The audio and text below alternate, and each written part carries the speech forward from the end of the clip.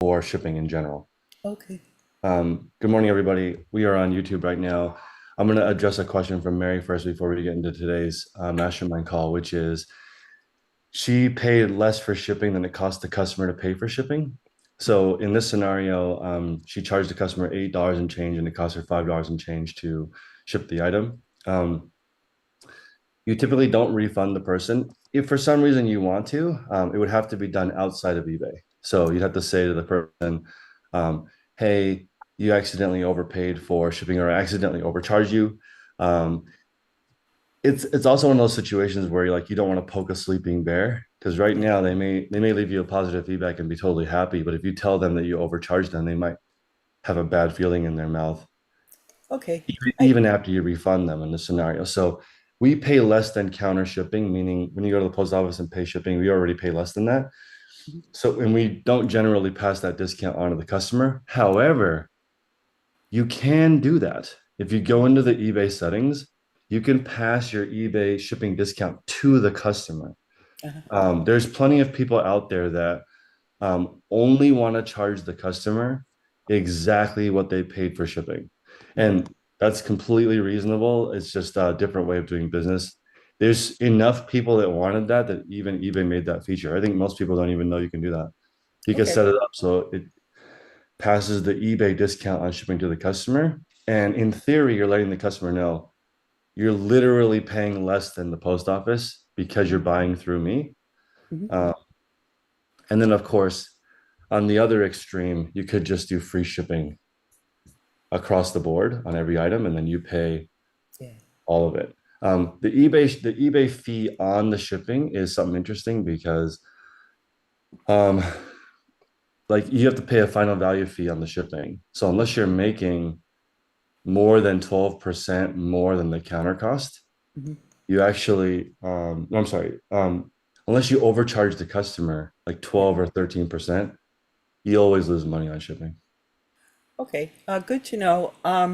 I guess one thing that I'm feeling pretty good about this is that, I mean, this could fit into an envelope, but what I've done is Yep. I saw that it's going to Clearwater, Florida, and I'm like, I'm going to make this as waterproof as possible. So there's a lot of good packaging going on internally. It's inside a couple of waterproof things. So I made that extra effort. So I still was kind of like, whoa, that's a big difference. But as I'm thinking now, I have been charging flat rates on books and sewing patterns because it's so close. It's very predictable. And this one was like the one oddball out of all the things that I've been selling. Makes sense. Yeah. I also think that, no offense to my state, but I think it's less likely to get wet in Florida than it is in California because it rains a lot in Florida. Hmm. People know what they're doing. Here, when it rains, it's like an apocalypse because nobody knows what to do. So Yeah. I feel like here your package is more likely to get wet than in Florida where there's hurricanes. Yeah. But that good on you for taking the extra care because customers will notice that, leave you Mhm. an extra feedback. Mhm. Today's topic is going to be something that resellers can offer that always works. Now, this is going to go to this conversation is for everybody, but like specifically for everything sellers.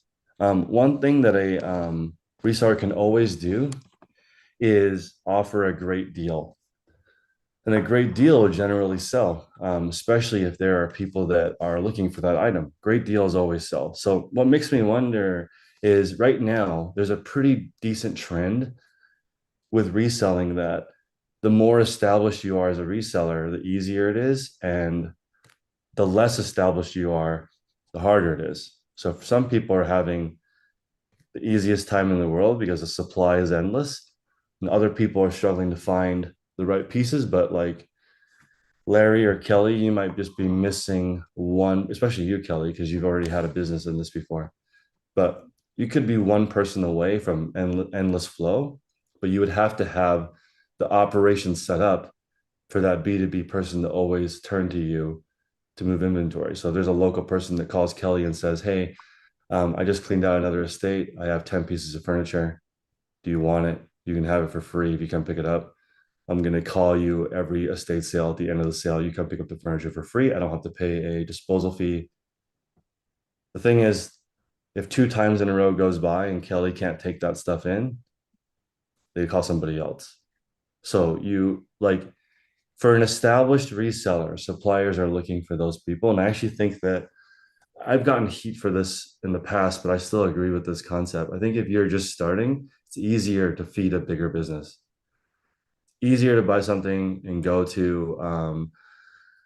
It's easier to get a sneaker under market and go to a sneaker shop and flip it for $10 profit because they'll give you cash on the spot.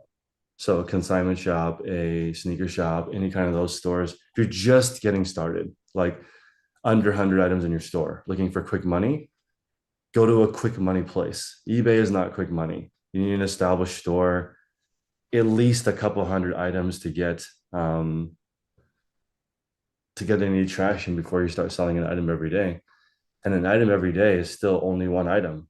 If you go to the Goodwill bins today, you can find a seller that you can sell to. Literally in one day, you can do better than Uber Eats. You can just go to Goodwill, keep your eyes open, figure out who there is a professional reseller selling 10 items, or I consider a professional reseller anybody who sells 10 items or more a day. That is, you're no longer a hobby seller.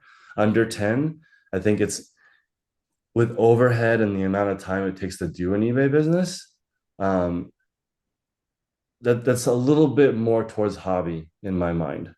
And if you sell 10 items a day, I think you're in the top 10% of resellers, just 10 items a day. Very rarely do people get there, and it's just because they don't have systems set up for people to supply them. And the people who have the great supply are looking for permanent ways to sell it. They don't want, can you imagine if you had a store, if you were doing estate sale cleaning and you didn't have 30 people that call at the end of it, you would be so screwed. You try to sell somebody's estate, they've got people accumulate 50,000 things over the course of their life. What are you going to do? Also, like Kevin can't just start an estate sale company from scratch unless he has 100,000 square foot warehouse to put all the junk in at the end of Sunday night. Kevin, Oh, I was just, sorry, your mic is always like, I don't know why. Did you hear me now? yeah, Okay. I don't know. I agree with the 10 sales, but I also think there's people who might make less sales a day, but because the profit margin and the value of the items, I would still say they're professionals. yeah, that's true. I'm just saying that like what I think of when I think of a professional reseller is not actually the number of items you sell. It's actually just like the if you call a professional locksmith, right? You can make an appointment at 9 o'clock tomorrow and they'll come and they'll do the job. If a locksmith only does one job a month and they do it like that, that's a professional. And I don't think you can't accidentally sell 10 items a day. That is like that's anybody here accidentally sell 10 items a day? No, it usually comes from a plan and like you have the right items in your store listed the right way, right pricing. You can't like accidentally do that. So I've never seen it. Is anybody, I've been doing this for 7 years. No one's been like, you know what? I just started. I have no idea what I'm doing, but I get at least 10 sales a day. It's like never happened. People are like, I do everything you say, but I don't even get one sale a day, or I get one sale every other day. And everything that I say has to be done in that order at that time for the sale to actually occur. You can't just randomly do things. It has to be to the market at that exact point. That's why I'm saying great deal is what's up. So like there's there's even Larry, even though he lives a couple of states away, I can offer something like I have a Jura coffee machine. If I were to say, Larry, I'm going to sell you this Jura coffee machine for $100 free shipping, and he looks online, and the cheapest one is $6.99 plus shipping on eBay. That's good enough. $100 free shipping is fine. It would sell right now to anybody that's like and perfectly working. All I have to do is just take pictures of it. Don't have to prepare it. Ready to go. That's a good deal. Great deal. that is something that resellers can do right in the beginning. As you get more mature, you don't have to offer great deals anymore. You can just offer a fair deal. This is the difference between like you've made it. You don't have to give it away every time. You can just say this is worth 100. I'll take 90. I think it makes sense, especially people who haven't niched the right thing, or not the right thing, they're not niche. Like, I stumble upon something I know I'm gonna make a good deal on. I'll still buy it, but I'll be sure that I'm gonna be the lowest price, best promoted, because I don't want the item. I just want to get the money back. And those they kind of all in a way. I don't know But why your mic is muffled, Kevin. sorry, I wonder if it's noise canceling or some kind of. Kevin, try turning off your video. It might be a bandwidth thing. Try it now. any better? It's the Say same. more. Hmm. Speak a little bit more. Can you hear me now? That's better. Okay. Well, I'm not beautiful anyways. It's me. Um, I was just saying that makes sense. If I find like a I don't think it's No. bandwidth. We'll come back. Sometimes it is the issue, but that doesn't appear to be it now. Um, Kevin, I think was talking about if you're in no problem. I think he was referring to if you're a niche seller, um, like you can charge a little bit of a premium because you're more an expert in that field, but he's always trying to be the best deal, best shipping, best everything in his category or that item, which makes total sense. I'm just saying as you get more established, you do not have to be the cheapest anymore, which is nice. But in the beginning, you really can't be greedy because there's even the point where like you're such a new seller that people think that no matter what you're doing, you're scamming them. Like, why are you selling it for so cheap?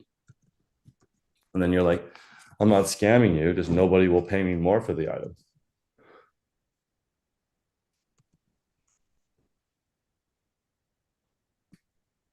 So that's why I think that for most people, since most people are in the 0 to 10 category, um, I think it makes a lot of sense to just work with a larger seller.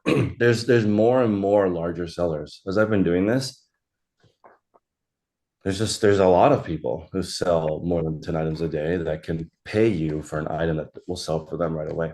Because that's the hard part. Larry doesn't really need any instruction on how to sell things. He just needs things to sell. Right? He has more money than time to go find these items. Yeah. That's that. In the beginning, you have more time and no audience yet, no following, no understanding of how eBay works. Then after some time, the deals get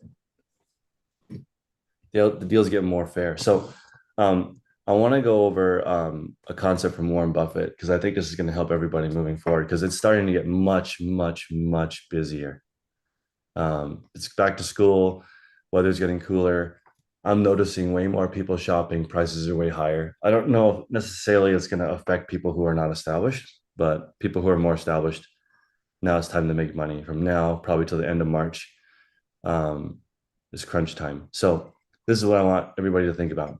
Warren Buffett says it's better to buy wonderful companies at a fair price than a bad company at a discount. So let's do that. Don't buy bad items to sell on eBay for a discount. Just pass on all of those items because right now you can buy great items for a fair price and do okay. The market is strong enough to yield that. Isaiah is saying, where do you find larger sellers and how do you identify them compared to the exporters, etc.? So it's definitely just going to be, and exporting is fine too if you have the right customer. So Isaiah, on Sunday, I'm going to the Alameda Flea Market. I got a booth because I wanted to see what it's like. It's $155 for 2 parking spaces. The last one that opened had 12,000 people that went, so it's pretty big. It's a great place to network with other sellers. Isaiah, because it only happens one time per month, and the larger sellers go. The person that I met at the bins, he does 17,000 on average at the flea market. I'm gonna hang out at his booth quite a bit, so I don't actually plan on selling many things in my booth, except for I heard that a lot of Japanese people shop the market on Sunday to take vintage items back to Japan, since Japan has a lot of a great market for vintage items. And anybody who sells vintage knows that, or actually anything rare or antique or cool, a lot of it goes to Japan. So even rare shoes.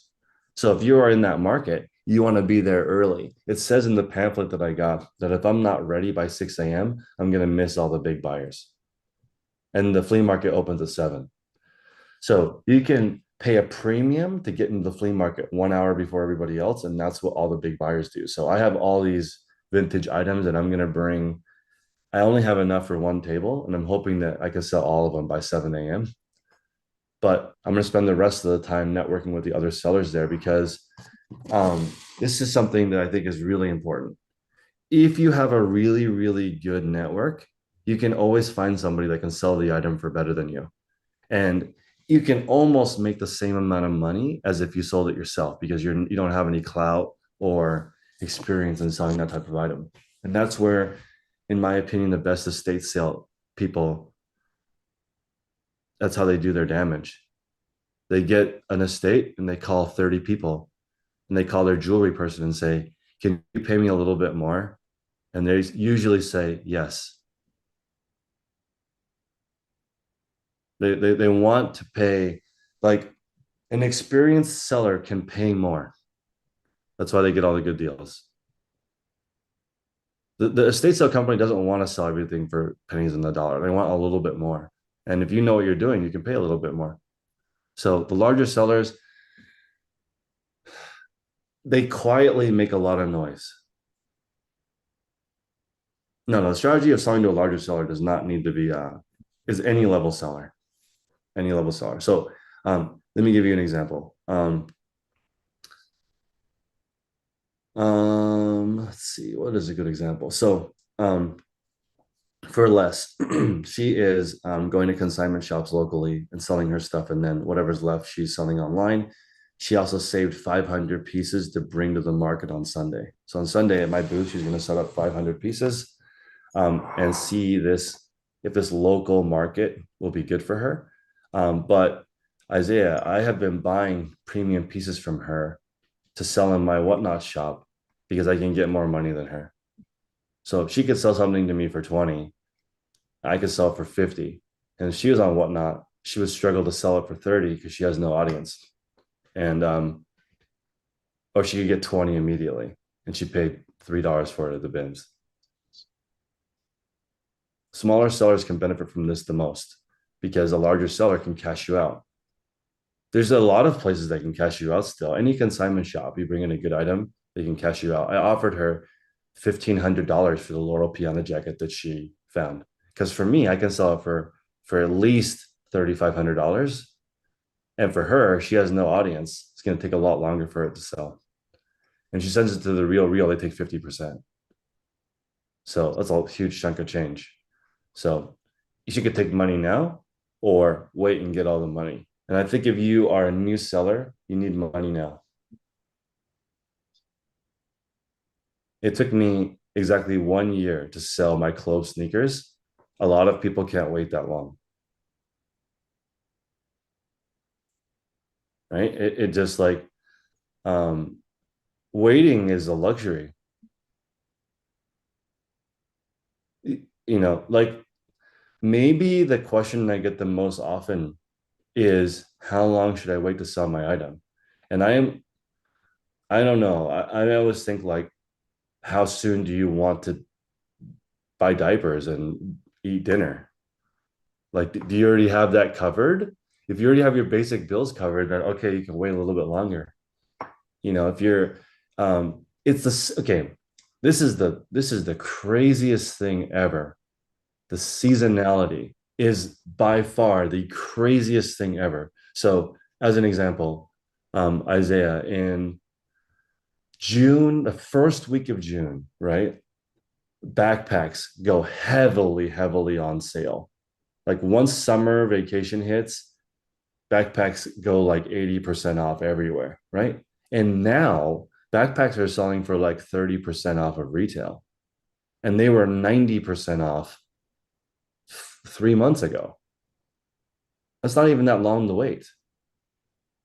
But if you are a small seller, you can't wait 3 months to get paid. You got to get paid immediately. But if you're finding amazing stuff, people can wait for a year. Right now, this is like my biggest struggle. I'm trying to think to myself, do I want to front $1 million and wait a full season?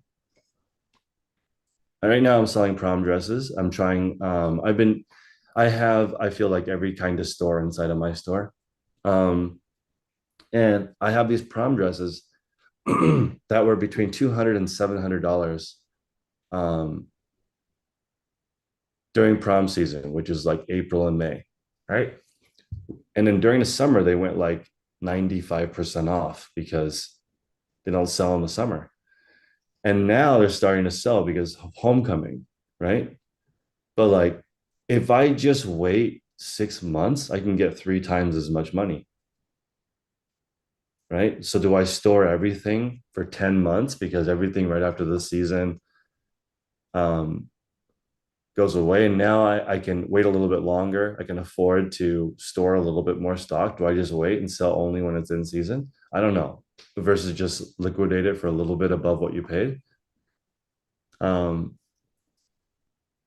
what Kevin was talking about earlier, which was offering the best deal and the best service, that can only go so far. Like to offer the best service is going to require Kevin a lot to spend a lot of time and um, a lot of effort, and he's getting the least amount of money. I stopped doing that. You know why? Yeah, go ahead. Because guess who would buy my item? A reseller. Yeah, it makes sense. So if I'm going to sell to another reseller, then I'm not going to offer the best service. Just going to offer a fair service and a great price. Like for Larry, my service is going to be, I'm going to go to Texas. I'm going to go to Goodwill Computer Works or whatever that Goodwill is that's only electronics. I'm going to go through all the stuff that they have. I'm going to repair everything to the point where it's as good as it can get. And then I'm going to deliver it to Larry for 1/3 of what it sells for on eBay.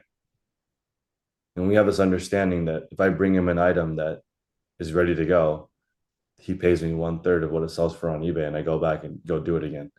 I'm not going to do anything other than get it ready for sale and drop it off. I'm not going to give him keywords or titles or any of that part of it. Just the item. It's funny you mentioned 1/3. That's kind of the point where I've gotten to as far as that's approaching my bare minimum that I'll pay for something Yeah. is 1/3 of what I can sell it for when you consider fees and promoted listings and all the other stuff that goes into it. I know, and so wholesale is priced at 50% off of retail. It's called Keystone. If you go to any event, they charge you 50% of what it sells for. Brand new case packed. Let's say Larry's selling guitars for $1,200. It costs to be $600 each, plus freight to his place. But if it's a used guitar or a closeout guitar, now it doesn't sell for 1,200 because it's not new, right? So maybe on eBay the market is now 800 because it's just not perfect and doesn't come with a warranty like Guitar Center. So maybe it only sells for 800 on eBay, and to sell the units they have to sell them for 250 or 260 to make it worth the while for the person to get it and like check it and do all that jazz. But that's how they do their pricing. You're never going to get one for less than 260 because they don't need to sell for cheaper than that. There's going to be a reseller that will pay 1/3 of it if it's ready to go, especially if it's just damaged box. There's nothing wrong with the item. And if it's a damaged box, I highly recommend you still open it Just double check that the item is okay. But that's the general rule is 1/3 for pre-owned item. And this is also there's one caveat with this, which is the price point usually has to be like $80 or higher. And Larry also has like an $80 average because the 1/3 rule doesn't work $1 into $3. It has to be like $1 into $20. And this is the part that is the number one model on eBay is $1 into 12. That's most of eBay. Right. And we're trying to not be that because that's a grind. Yeah.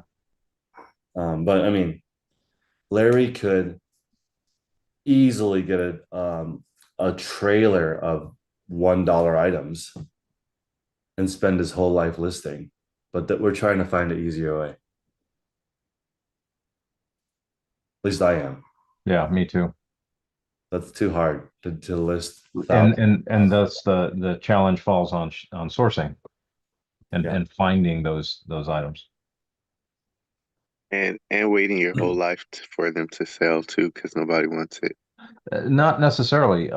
In my case, I price very aggressively because I want to sell that thing tomorrow.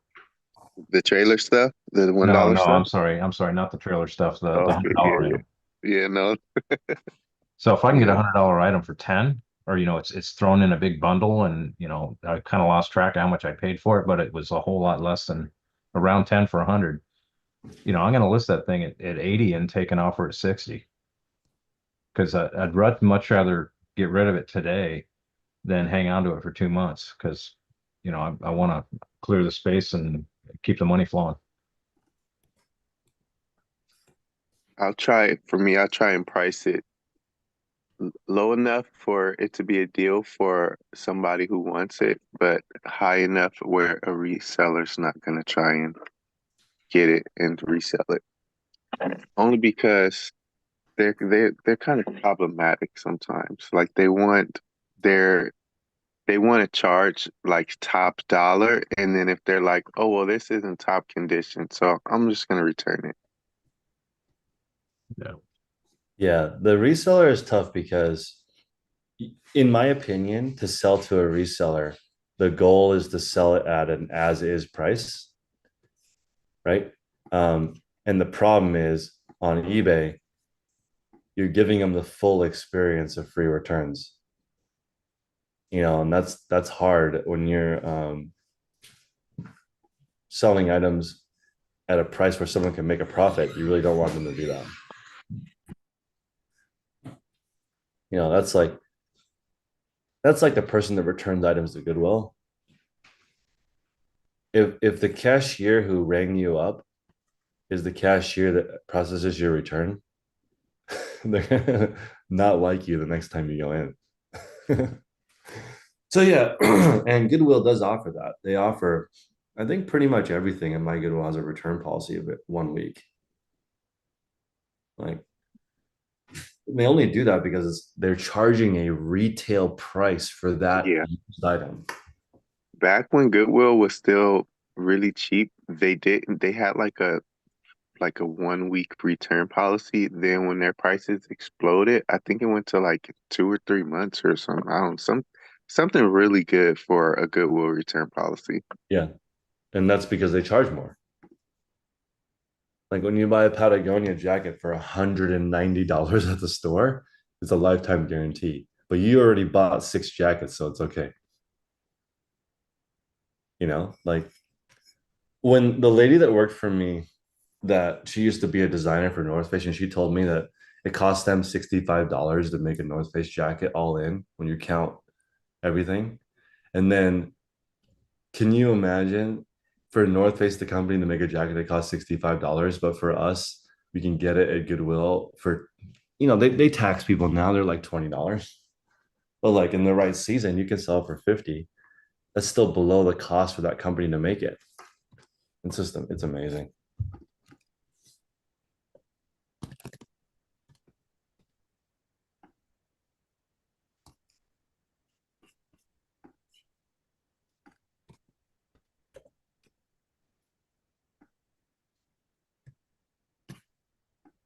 It's amazing. Um, Larry's talking about hopefully require as little labor as possible. I mean, um, there's a term, Larry, in bulk buying, which is called, it's either called ready to list or ready to retail. And the premium for that is really high. Like they know that if you buy an item from them and you just open the box and resell it, that is the highest premium they can charge. And I just bought that. I just bought two semi trucks of Zappos last week. When they arrive, I can just open it and start selling shoes. I don't need to, there's no sorting required. It's And what, returns? costs so much more. It's returns. It costs so much more than stuff that needs to be sorted. It's just like because the way that they handle returns is incredible to me. They just don't check. When you buy a pair of shoes from Zappos and you return it, they don't even open the box. It just goes into a pile. You could return a banana. That's why people do and get away with it. But now there's like pretty sophisticated return companies that, if this is also a new trend, companies aren't handling their own returns anymore. So there's companies called like Happy Returns, where like you return an item and it goes to Happy Returns and they investigate and find out if it was fraud or not, and they file a claim and handle the credit card dispute if the customer is being a troll about it, and then the company recovers some of their loss. That's becoming bigger and bigger and bigger, because even though I mean, like, online sales is growing every year and I don't see that slowing down. Does anybody here think online sales is going to slow down? It's not. Yesterday, one of the go ahead, Vince. The only thing I worry about is if retailers are gonna lobby against resellers with like the government. I yesterday, Vince, one of my suppliers told me that Main Street USA is super, super dead. Like the downtown retail shops are really, really, really struggling. You got to pay like $4,000 to $10,000 in rent. You got to have 3 or 4 employees. You're all in like 30 grand a month just to keep your store open. And a retail store, to sell $1,000 worth of stuff to break even, it's not even $1,000 worth of stuff. It's like $2,000 worth of stuff because you got to profit 1,000 to pay those bills. And we're talking like, I don't know, it's retailers are really struggling right now because they got to charge Amazon or more for an item, and that sounds like a horrible situation. So right now, I don't know. It's feeling really weird to me. Like, if you were a hardware store, can you even open? The only thing I can think of is that you need to sell things that people need today. Otherwise, they're just gonna buy from Amazon and get it tomorrow. Yeah. Ace Hardware charges. I don't know if you guys have Ace Hardware, but Ace Hardware here, they charge more than Amazon.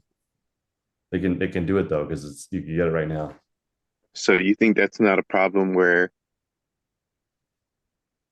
you know what, one time, and I don't know, my brain just comes up with random stuff, but it was like one time I was like, what if like companies were kind of like mad that like a reseller can like find their item and like make a profit off of it with like so much profit, and they're like, we're over here going bankrupt, so like they try and make it to where like if you sell our brand online, like we have to get a cut, even if it's like a used item.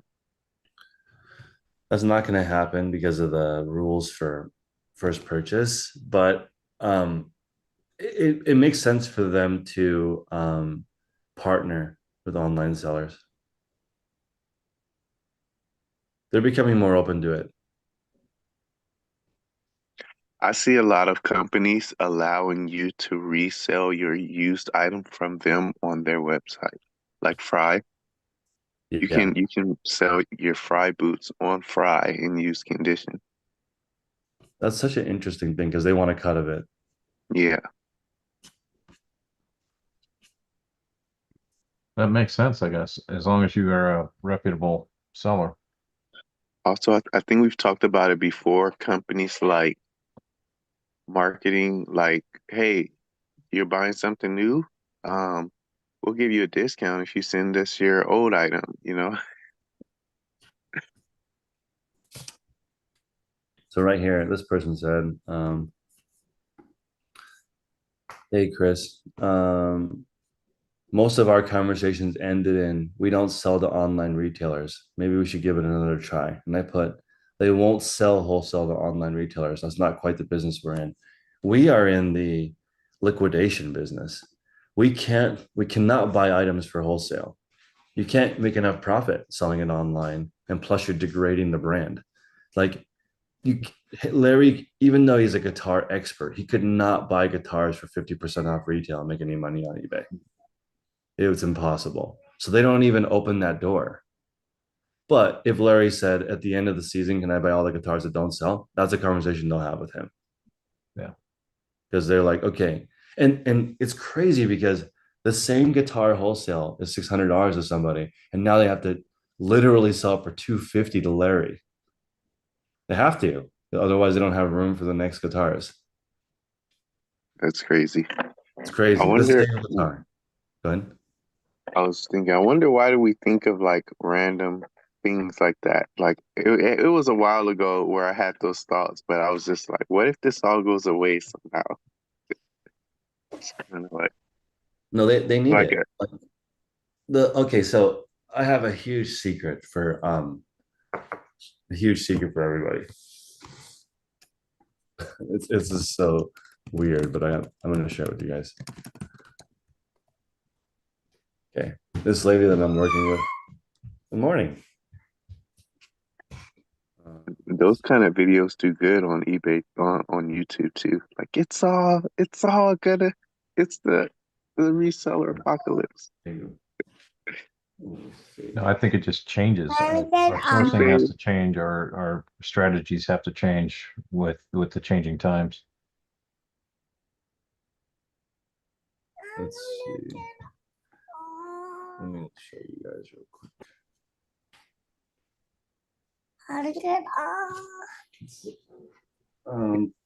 All right, let me find it for you guys.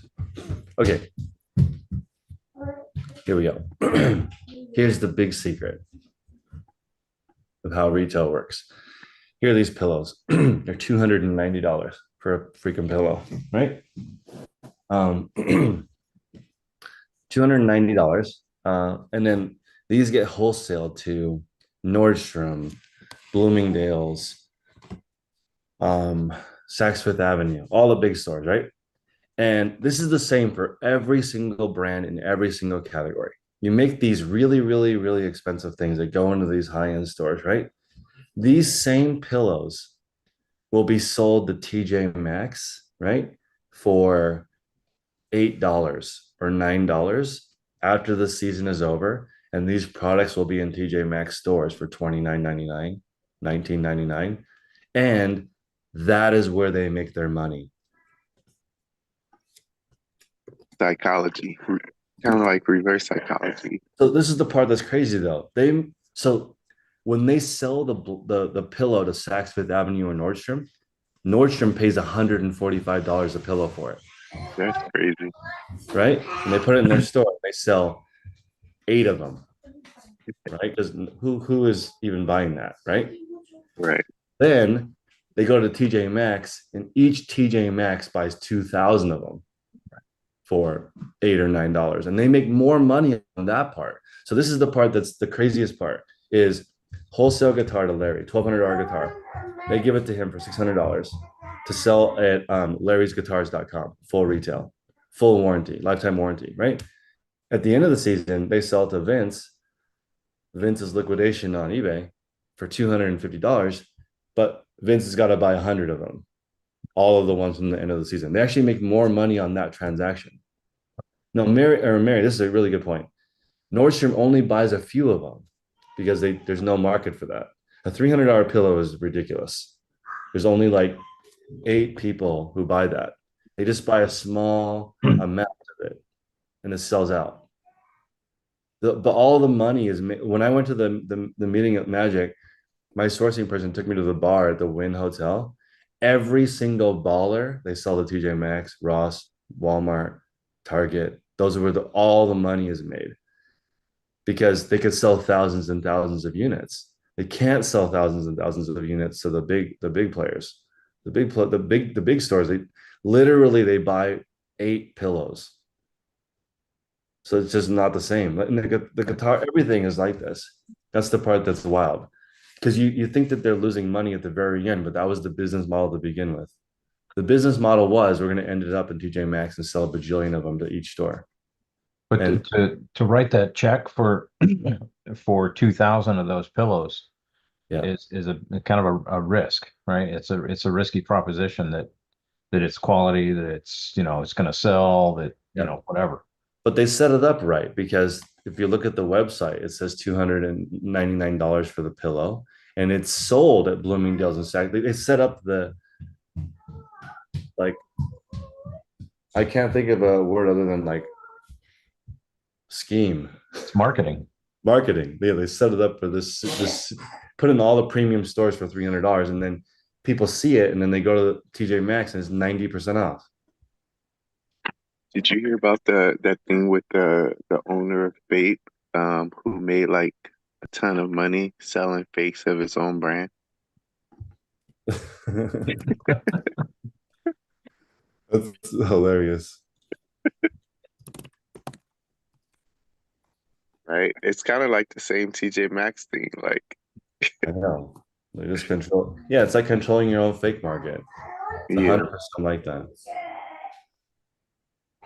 It just the market for the 39, $49 and less is just so much more. People buy those. right. It's the volume. Volume. It's just funny how that's how it's set up. And then eventually when brands sell out, like Massimo used to be a high-end designer brand, then it went to Target. Right, That's when the brand is over and got to right. start again. So, so it's kind of like you kind of keep the same like branding, but like perception. And then on the back end, people feel like they found a deal instead of feeling like that's what it was worth the whole time. Yeah.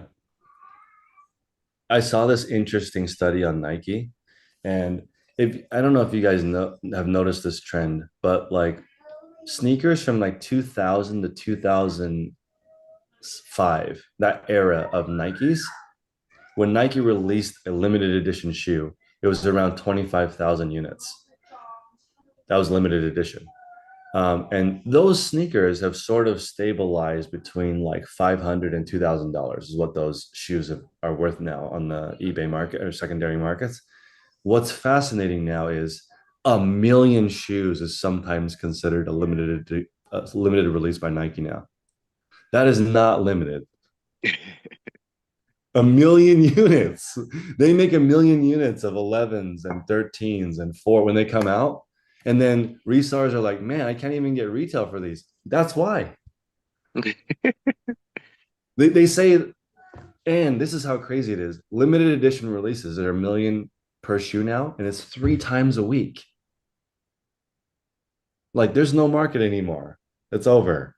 That's too many. They're closer to the end of their life cycle. You know what I mean? Like it's not on cloud Hoka. These are on the beginning of their cycle. For resellers, it's better to be on the beginning part than the end part. It's just too hard. But the thing is, somebody out there is going to get. Actually, Nike is not a good example because Nike uses their own outlets to liquidate goods. But there's other brands that, you know, when they're at the very end when they're liquidating goods, that's where you can make your money. I'm just after doing this business for like 2 years now, I just nothing is actually rare. Fry boots are not rare. They're just sitting in a warehouse somewhere so that everyone thinks that there's only a few of them at each store, but that's not true. To make the minimums required to make these boots affordable, they're buying 10,000, 20,000 units. They're just sitting somewhere. And then maybe down the road, when they liquidate the goods, they still make money. That's the part that's crazy. Vince is gonna see. Fry is a really good example. There's gonna be a day where you see a seller on eBay that has 6,000 pairs for 49.99 free shipping. You're like, how did you get that? And then in the business model from Fry, they already did that. They already figured out at the very end they're gonna sell 8,000 pairs for $20 to somebody, and they only paid 16 because they bought a bajillion pairs of them. I can't even believe how, every single deal is 10,000 to 100,000 units, every single brand.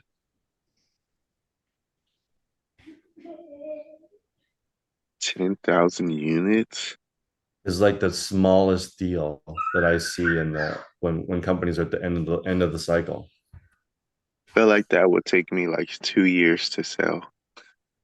I just bought the brand J Slides. I decided to go for it. So I bought like 15 or 16,000 pairs of J Slide shoes. And the sell-through rate's okay for, and plus I got them at such a stupid price that it's like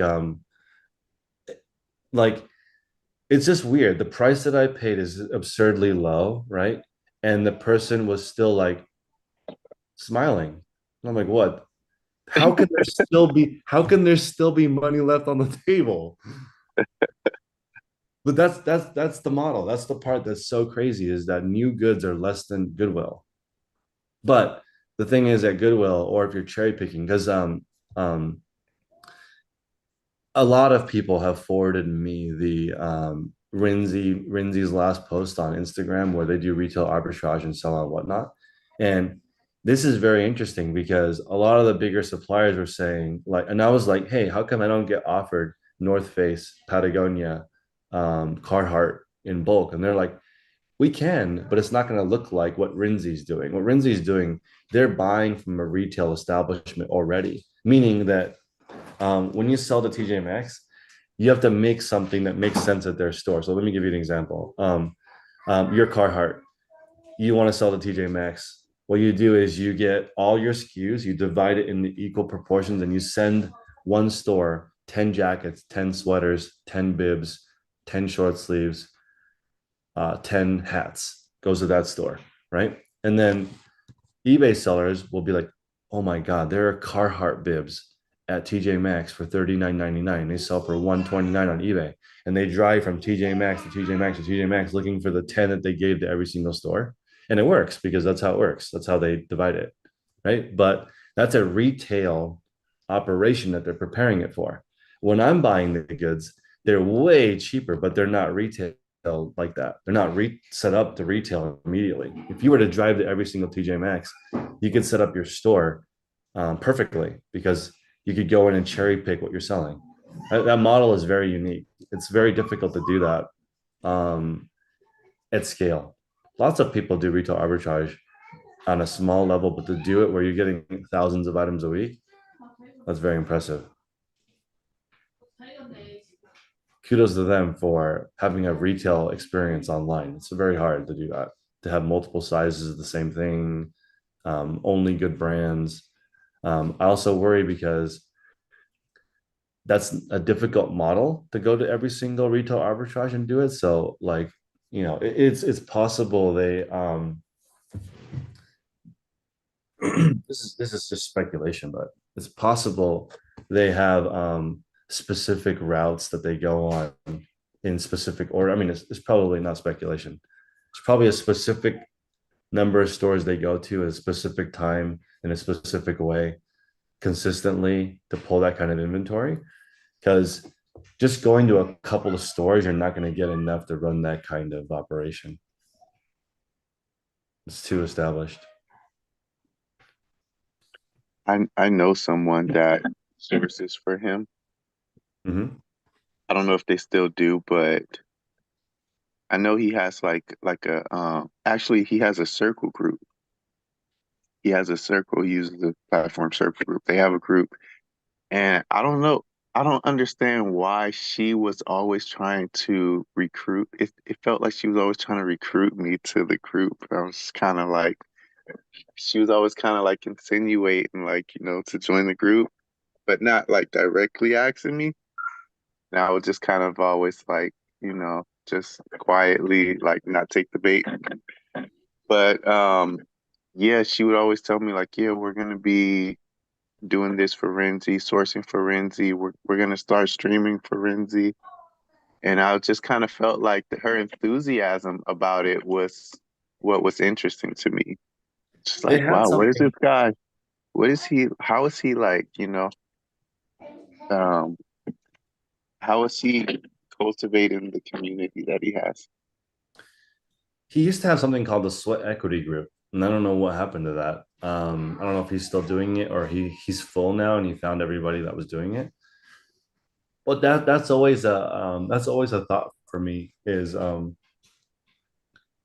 when you get 10,000 units of something, the way to sell it properly would be what TJ Maxx is doing, which is you have 500 stores in different locations across the country, and every single store gets 20 units, right? Imagine that. Doesn't flood. 20 people in a local market, nobody even knows what happens to it, right? It literally just disappears. I would say very, very little of it ends up on eBay. There's a few people that like on Instagram they talk about it, but um, you don't get that many driving around. You don't get that many each store. It's set up that way. So, but the what he was doing, which is like cultivating sellers, the supply chain is not that regular. That's what's kind of shocking to me. That they've been selling sort of the same brands all year, and that's extremely difficult to cultivate because it's just what if they don't send it to those stores that season or that month? It means you have to change up your route. Mary, I think the most important part of let's say you're smaller and you're not buying truckloads. Um, Small batches generally work fine. If you could buy five of something, like she could handle five of anything. That's what Nordstrom is doing. They make lots of small bets on certain products, 50 pieces, 100 pieces. They don't have to go crazy. TJ Maxx doesn't go crazy either. They only buy 10 or 20 of each unit, but each store looks the same. There's kind of an inherent lesson in that for resellers, which is to never base your what you think you can resell something off of. Well, not to solely base what you think you can resell something off of based on the retail price, because sometimes the retail price is just kind of for show, like it's not really the actual price people are willing to pay. I know. It's just a made up anchor. Right, right. It's an anchor. Yeah, it's an anchor price to get It's people to like shop. it's like starting negotiations. Yeah, and that's I think the because okay, the lady that makes those pillows, right? I had a conversation with her, and you know what I said? Who is paying $300 for a pillow, $215 for a throw that's not it's a blanket that doesn't even cover a twin size bed, right? It's like a mini blanket. It's a blanket that you wear when you're watching TV. The average retail price is 215. Shockingly, the pillow costs more money at 299, right? And I asked her, okay, who buys this stuff? And she said, almost nobody at this price. Almost nobody, basically zero. But then she sells hundreds of thousands of units of all the stuff that she designs, but only for $10 or $8 or $6.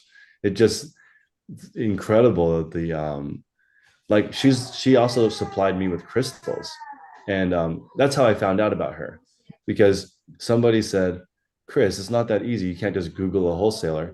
And I Googled a wholesaler, and I went to a crystal dealer just down the street, and I went on Whatnot, and I sold crystals. And then she contacted me saying, oh, I'm looking for somebody on Whatnot to sell crystals, can you handle 1,000 pallets? I was like, and I was like, no, Like, I even decided I can't even do that. It's like I can't even. I don't. It was interesting because people say you can't just Google it, but you can. I Googled wholesale supplier just to see what was in my area, and I visited some of them, and then you can start there. And the guy was like, so I went there. I thought, oh You my went in God, person. I went in person. This is the Okay. holy grail. I have found it. I don't have to order from all over the country. I can just drive over here and buy from this guy wholesale. And I found out after the first show, okay, I asked everybody, okay, what's good? They're like spheres, towers, amethyst. And I learned like a bajillion things about crystals in the first show, right? And then I realized immediately this is way too hard to just casually do. There's too many nuances. And then I went to the crystal supplier the second time. The first time I went there, it was like um It's the very trendy though right now, it's so crystals. trendy. It's bigger than beauty. I went there and I'm like, Um, this is the craziest thing in the world. I can just come here to this hire marketplace. somebody that's into it. No, no, here's the problem. After the first show, when I learned all that, I went back and I was like, okay, 99% of these rocks are no good. I didn't know that though the first time. Okay. The first time I went, I was like, oh my God, it's just a profit. I'm gonna be rich, right? And then I'm walking around, I'm like, man, now I know not all these rocks will sell. Only a few of these rocks in a few different conditions will sell. It became the same as clothing or shoes. You're gonna Like, see um some people at the Alameda Thrift that's making a ton of money just selling crystals, but they're oh, like they know the valuable. they do. And now I know enough to know I can't do it. You have to be an expert.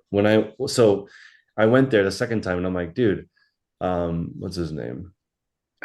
Um, it was a really cool. Anyway, I was like, dude, I can't get enough rocks here to make a show every day because I don't want to do crystals if it's not a consistent thing. I'm not doing a one-off thing. I'm here to find out if I can do crystals forever. And he's like, Yeah, oh no, you could never find enough crystals here to do a show every day. But I can show you how. I could be 5% of your daily crystal person, but I don't have enough variety for you to do that. You'd have to go to these 10 different fairs, these different people. I can tell you who it is because your business is not unique. There are lots of people who sell crystals, and you cannot get enough from just one supplier. It's the same as Larry. You can never get enough supply from one person, right? It's not like one person will have plenty of stuff for Larry, but it's not all that stuff is going to fit his business model. Only a little bit of that person's stuff is going to fit. So you have to have this network of people who can bring you stuff, or you can go get stuff to do it. And this lady that has 1,000 pallets of crystals. Okay, it's literally mind blowing. I don't even think you can just rely on her, even though she has that many, because there's just too many duplicates. Probably 990 of the pallets are the same thing, and it's designed that way because she supplies the TJ Maxx. So when 400 pallets go to 400 different stores, they all get the same thing, but in a small enough run, it doesn't oversaturate. But I personally cannot believe that crystals outsell beauty products. That is so ridiculous to me. I can't believe it. How can it outsell like sunscreen and lotion and shampoo, which people use every day? Crystals don't do anything. How can they sell for so much money? it's um it's a spiritual thing. I know it's a spiritual thing. And the healing stuff. She sent Yeah, me all these books on healing, and I'm like, it's oh yeah, my God, it's so much. it works in a different dimension. Chris, this bulk purchase thing, the biggest mistakes I've made in resale have been on bulk purchases like this in domains where I knew just enough to know that I could make some money, but I made a bad call because I wasn't aware that of some aspect of of, the process, right? Like they're all the wrong size or they're all the same size or whatever, whatever mistakes I've made. But the real trick for me, or is just to figure out, don't be making these big purchases on things that you don't know about. If you look at it, it's just so interesting. Like if you look at the Whatnot app, it'll tell you how many people are in each category. Right now, there's 188 people shopping in makeup. There's 190 people in beauty, and there are 60 people in crystals. And the 60 people in crystals are only in 3 streams. So very not saturated, right? And you could definitely get in there and start making money immediately. Yesterday, I saw somebody with 100 people in their stream, and it was their 5th stream. And it just like you just got to be able to consistently have a good deal, and you don't have to have dollar starts, but um, I just couldn't believe how big that market is, and how little I know, and how like you can look at a whole tray of amethysts and none of them are valuable. Like they wouldn't sell on eBay, and that is like that's why you go to the thrift store and people see 10,000 pieces of clothing and they don't even find one $20 profit item. They don't know enough about it. They don't have the knowledge. And it's you know, it just starts with getting into it. And somebody posted on Rinzi's post. This is maybe the most valuable part. Then I'll go after this. They put, "How did you transition from used shoes into new clothes?" And they put, "We just got in there and figured it out." I think that's actually the answer. You just pick a niche and then get into it and then learn. I think I probably know more than 99% of people the crystals, even though I only did it for 2 weeks, just to see, is it possible for me to set up a stream that runs from just this one local supplier? That would be worth my time, but it's not, because he doesn't have enough. Even though he has a million crystals in stock, not enough of them are good enough to sell online. The Yes. majority of, go ahead. Oh, sorry to cut you off. No, you're good. I was just thinking the answer to that question is like a whole course. Yeah. Right? Yeah. Yeah, that's amazing.